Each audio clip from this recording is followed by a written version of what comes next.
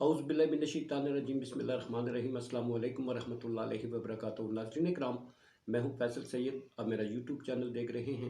उम्मीद करता हूँ आप जहाँ भी होंगे रब ताला की पनाह में आफियत से होंगे। नाज़रीन, वफाकी काबीना ने इलेक्शन कमीशन को फंड्स की फ्राहमी के लिए अहम बिल मंजूर कर लिया। इसी पे बात करते हैं। आपको मालूम है कि सुप्रीम कोर्ट ऑफ पाकिस्तान ने कल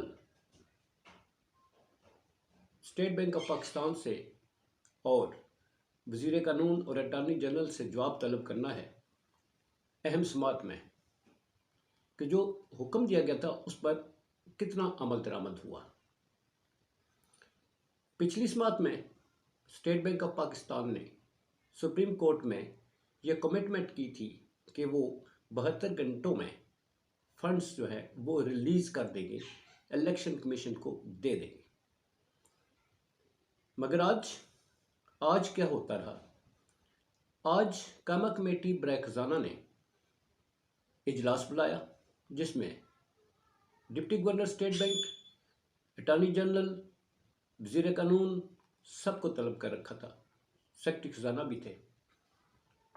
उसमें जो स्टेट बैंक ऑफ पाकिस्तान है उनकी स्टेटमेंट थी कि हमने फंड्स जो है वो इलेक्शन कमीशन को जारी करने के हवाले से मुख्तस कर दिए हैं, मगर हम ट्रांसफ़र नहीं कर सकते जब तक कौमी असम्बली से मंजूरी नहीं होगी, पार्लिमान मंजूरी नहीं देगा। और कामा कमेटी बराए ख़जाना ने क्या कहा? उन्होंने कहा कि ये बिल हम वफाकी काबीना को भेजेंगे जो पार्लिमान से मंजूरी के बाद फंड्स की एलोकेशन जो है उसकी मंजूरी देगी, तो फिर फंड्स जो है हम इलेक्शन कमीशन को देंगे। अब इस वक्त जो ताज़ा तरीन खबर आई है वो ये है कि वफाकी काबीना ने जो कायमा कमेटी ने बिल भेजा था उसकी समरी मंजूर कर ली है।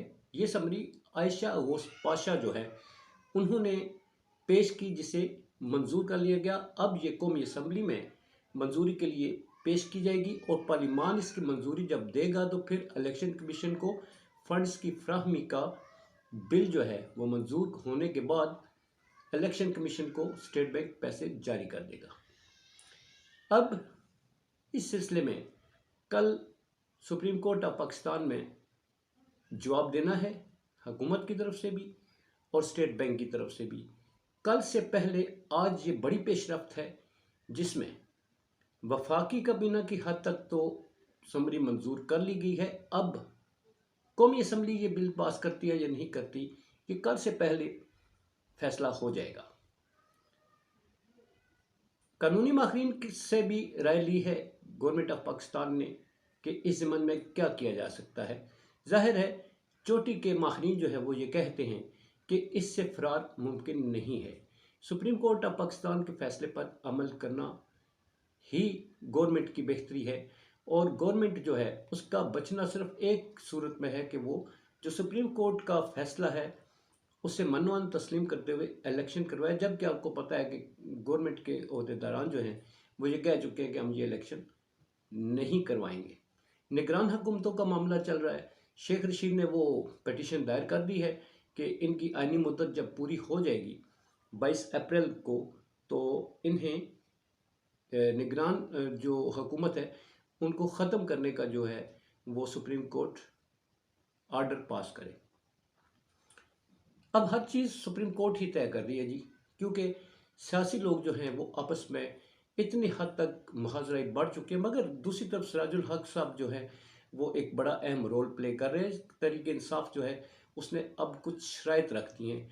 वो शराइत क्या है ये नेक्स्ट व्लॉग में बताऊंगा। बड़ी इम्पॉर्टेंट शराइत हैं।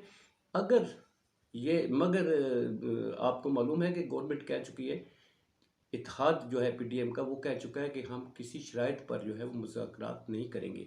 अब पीटीआई की जो शराइत इस वक्त सामने आई हैं वो सामने रखी जाती हैं थ्रू सिराजुल हक साहब जो है वो गवर्नमेंट उस पर क्या अमल दरामद करती है या उसका क्या रिस्पांस देती है, ये नेक्स्ट वीलॉग में डिस्कस करेंगे। आज़ाद कश्मीर के इलेक्शन जो हैं वहाँ पीटीआई को झटका हुआ है, घर को आग लग गई घर के चिराग से। नेक्स्ट वीलॉग में मिलते हैं जी। अपना बहुत सारा ख्याल रखिए। पाकिस्तान जिंदाबाद, पाक अफवाज, पाइंदाबाद।